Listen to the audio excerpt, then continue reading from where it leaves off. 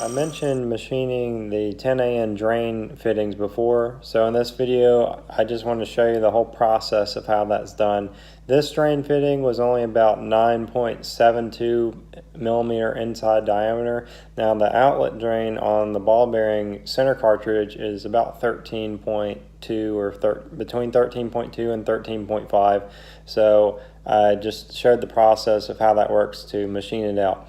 The idea around this is that if the drain is too small, then the oil can't drain effectively out of the center cartridge, which causes the oil to back up in the cartridge and be forced out the seals.